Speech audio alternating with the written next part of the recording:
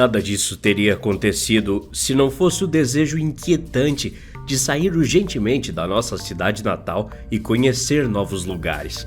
Eu e minha namorada, Lana, cultivamos esse hobby desde o início do nosso namoro. E apesar de eu ser um cara completamente caseiro e quase nem um pouco aventureiro, sempre dava um jeito de propor novos lugares para que visitássemos juntos. A cada viagem, nos conhecíamos mais e ficávamos cada vez mais próximos um do outro.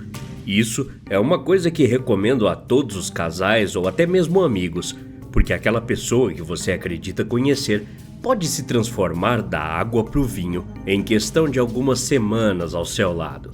Minha sorte em conhecer Lana foi algo fora do comum se comparado aos relacionamentos atuais. Como duas pessoas deslocadas da sociedade, dividíamos gostos semelhantes, desde nossos filmes favoritos até lugares para se divertirem no final de semana.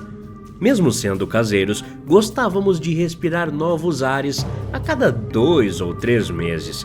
Isso porque nossa cidade natal é e sempre será um lugar deserto, lotado de pessoas completamente fora da nossa realidade. Mas é claro que, querendo ou não, sentíamos saudade de um lugar calmo e tecnicamente mais seguro. Por isso, sempre voltamos à estaca zero depois de algumas semanas fora.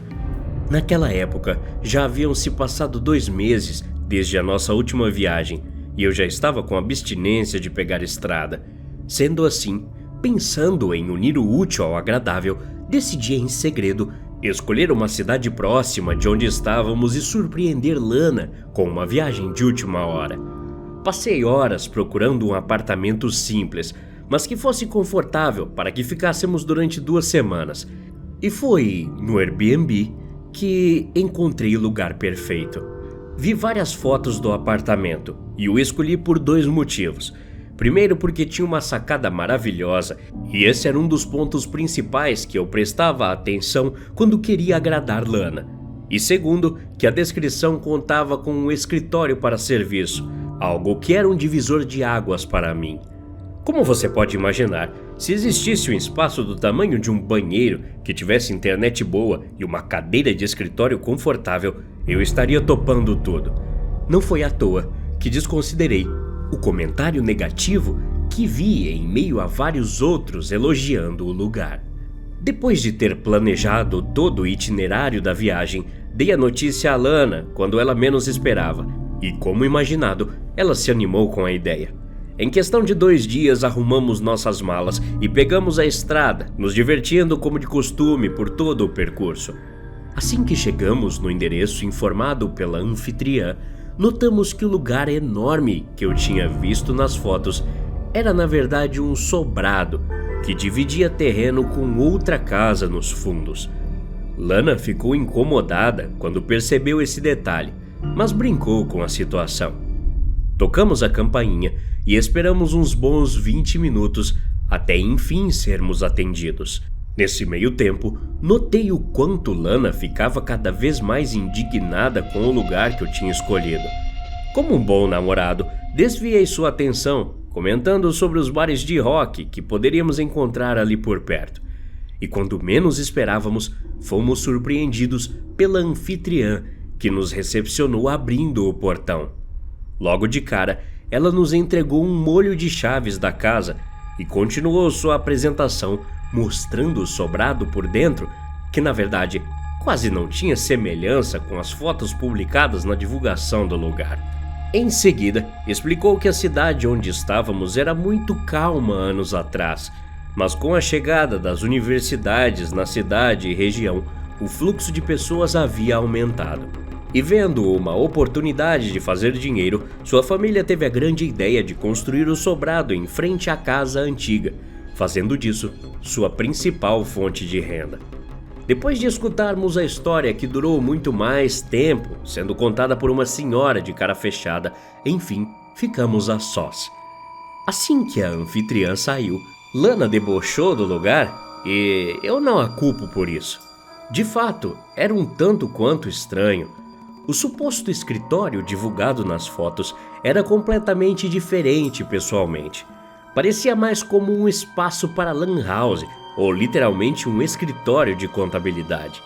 Várias baias ocupavam o lugar do que parecia um grande corredor cor-de-rosa improvisado.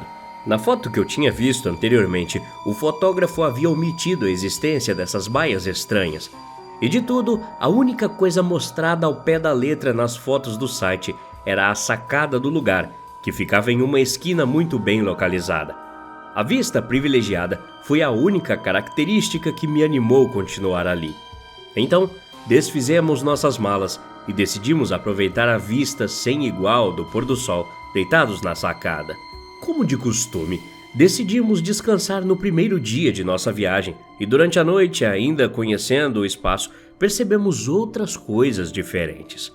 Na parte de baixo do sobrado havia uma cozinha simples, com não muitos utensílios e um enorme sofá-cama marrom que separava o cômodo da sala.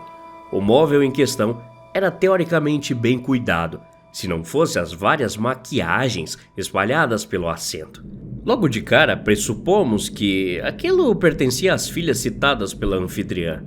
Um absurdo à primeira vista, mas nada incomum para uma família caipira que achava normal viver dividindo o mesmo terreno com outra casa alugada. Depois de passar horas procurando por uma boa opção de delivery, fizemos nosso pedido e só quando a entrega chegou, notamos que, do molho de chaves entregue pela anfitriã, nenhuma das chaves correspondia ao portão principal. Tivemos que criar coragem para ir até a casa dos fundos pedir ajuda, e quando fizemos isso, uma das filhas da mulher nos recebeu, dando gargalhadas com algum tipo de piada e nos pedindo desculpas logo em sequência. A moça nos entregou a chave, dizendo que por questões de segurança havia-a retirado do molho, e pediu desculpas novamente por ter esquecido desse detalhe. Em seguida, se despediu, nos desejando boa sorte. Lana ficava cada vez mais sem paciência. Não bastasse as variações de maquiagens espalhadas pela sala, no quarto de casal haviam escovas cheias de fios de cabelo, roupas de bebê estranhamente grandes e uma decoração que beirava a ânsia de vômito. Mesmo em meio ao caos, jantamos e nos deitamos antes da meia-noite, pois nosso plano para o dia seguinte era acordar cedo e aproveitar o máximo possível da luz do sol e do clima fresco, conhecendo os parques mais fotografados pelos turistas e moradores da região. Mas, quando acordamos, era tarde demais. Depois de passar várias horas virando de um lado para o outro sem conseguir se acomodar naquela cama completamente dura, acabamos perdendo a hora e acordando por volta do meio-dia. Apesar de publicamente conhecida como uma cidade fria e amena, o clima não foi a nosso favor. Então decidimos ficar na casa mais uma tarde sem aventuras. E foi aí que as coisas começaram a acontecer. Exatamente à 1h da tarde, alguém começou a chamar pelo meu nome na porta dos fundos.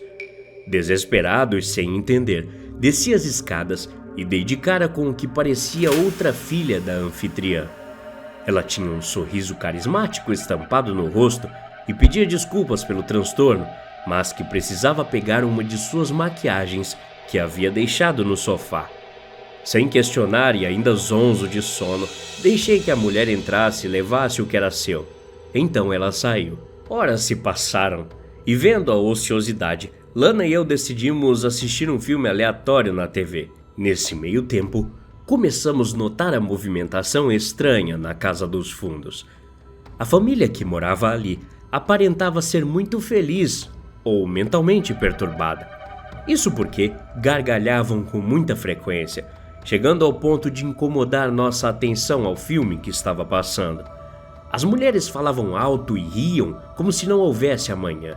Ao que tudo indicava, alguém tinha uma filha mais nova por ali e as mulheres da casa cuidavam dessa criança. Riam a todo momento dos primeiros passos que ela estava tentando dar e escutávamos alguns de seus tombos. Durante aquela mesma tarde, as irmãs entraram no sobrado em que estávamos várias vezes, cada uma delas com uma desculpa diferente, o que deixou Lana sem paciência e pedindo várias vezes para que deixássemos aquele lugar. Mas eu insisti que ficássemos. Quando a noite começou a cair, Lana se levantou do sofá, dizendo que iria tomar banho e se arrumar para nossa saída em busca de um barzinho qualquer.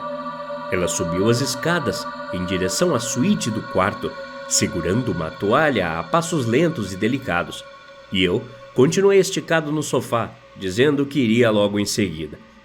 Mas passaram-se 2 horas e Lana não apareceu.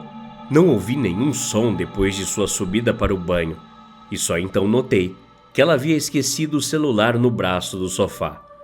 Perdido e desconfiado, me levantei em um pulo e subi metade das escadas, quando fui interrompido pelo pensamento estranho de que devia pegar nossos celulares do sofá. Voltando alguns degraus, dei de cara com o assento do imóvel vazio e me alarmei, tentando entender quem havia pegado os 2 celulares. Nesse momento minha preocupação aumentou, então saí correndo pela escadaria na intenção de me encontrar com Lana, mas fui surpreendido por um baque muito forte em minha cabeça. Tudo ficou escuro e minhas forças se esvaíram das pernas e braços. Só depois de sei lá quanto tempo, eu acordei. Ainda sem forças em qualquer um dos meus membros e percebendo que no espaço em minha boca, que era para ser preenchido pela minha língua, agora havia um vazio total. Nenhuma palavra compreensível saía dos meus lábios.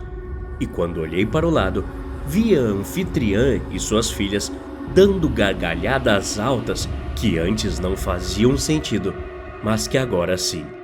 Na mesma sala em que estávamos, agora dentro da antiga Casa dos Fundos, haviam várias outras pessoas aparentemente anestesiadas assim como eu, de forma que tivessem se transformado em meros bonecos ainda com vida, porém completamente dependentes dos cuidados de outra pessoa. Nunca mais encontrei Lana, e com o passar do tempo, notei que algumas das vítimas, assim como eu, eram comercializadas no mercado negro. Até hoje me questiono o porquê deixei de considerar o único comentário no site, que dizia: péssimo atendimento. Os proprietários do local vivem no mesmo terreno. Não param de rir e dar broncas no que parecem ser o filho caçula da família. Pedi o cancelamento da reserva, pois não aguentava mais suas idas e vindas dentro da casa alugada. Não recomendo que caiam nessa armadilha. Até a próxima. Obrigado.